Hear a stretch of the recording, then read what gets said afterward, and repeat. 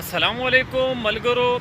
په آئینی ترمیم باندې یو غویمه روانه ده، خو تاسو کردار وګورئ.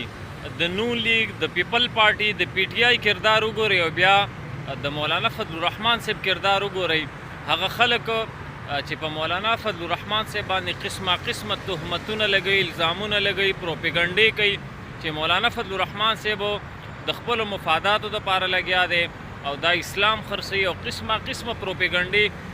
خو زه درته قسم خورم چې واحد مولانا فضل الرحمن دی چې هغه د خپل ذاتي مفاداتو، د خپلې پارټۍ د مفاداتو نه بالاتر د هغه سوچ ته تاسو وګورئ. قسم دی دې سړي ته انسان حیران شي. د ده سوچ ته او د ده کردار ته تاسو وګورئ. په دې سکرین به تاسو ته ښکاري. خلک وایي هغه مشران وایي که نه، وایي سړی د خبرو نه پیژندل کېږي بلکې سړی د عمل نه او د کردار نه پیژندل کېږي.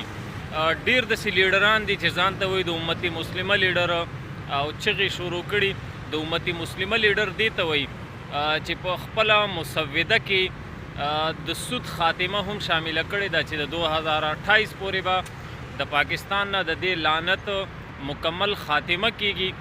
دا واحد مولانا فضل الرحمن دی چې په خپله مسوده کې دا شامل کړی ده. دا خو یو شیخ د مولانا صاحب د مسودې مخې ته راغلی دی. دا چې پوره مسوده تاسو وګورئ نو انشاءالله الرحمن په هغې کې به 100% ټولې د شریعت مطابق خبري. بل طرف ته د مولانا فضل الرحمن صاحب رهایشګاه یو ځلې بیا د سیاست یونیورسټي ګرځېدلې ده. ډېر رش دی پې، څوک ځي او څوک راځي. بلاول بټو چې پرون یې جلسه وکړه او په هغې کې دمکیانې ورکولې د خپلو جیالو د بېوقوفه کولو دپاره.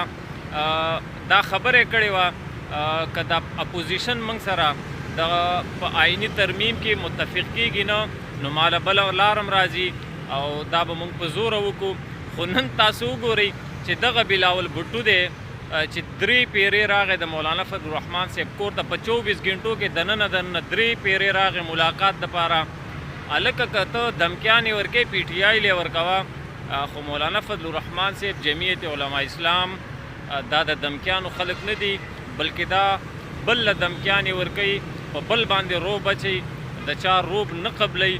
د مولانا فضل الرحمن صاحب تاسو سوچ کوئ چې یو سینیټر ته د 50 کروڑ روپو پورې آفر شوی دی چې یو ووټ د حکومت په دې آئیني ترمیم کې حکومت له ورکوي نو دومره پیسې به درته میلاویږي. نو سوچ کوئ چې د میاشت نه زیاتو شو مولانا فضل الرحمن صاحب ته د حکومت وفد، وزیر اعظم، وزیر داخله، صدر، دا ټول ځي راځي.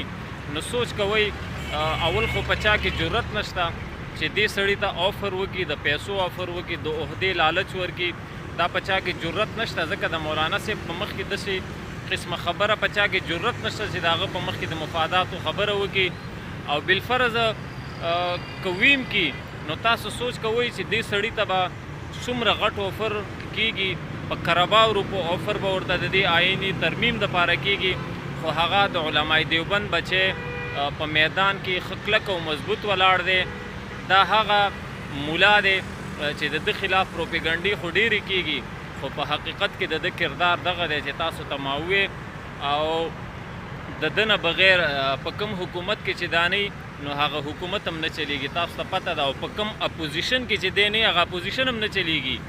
د عمران خان په حکومت کې نه و، تاسو خیال و چې د عمران خان حکومت ته د ټولو نه ټف ټایم ده ورکړی و او اوس چې په اپوزیشن کې دی نو همدغه پی ټي آی چې روزانه به د مولانا فضل الرحمن صاحب کردارکشي کوله، ردې بدې ذاتیات به څېړل.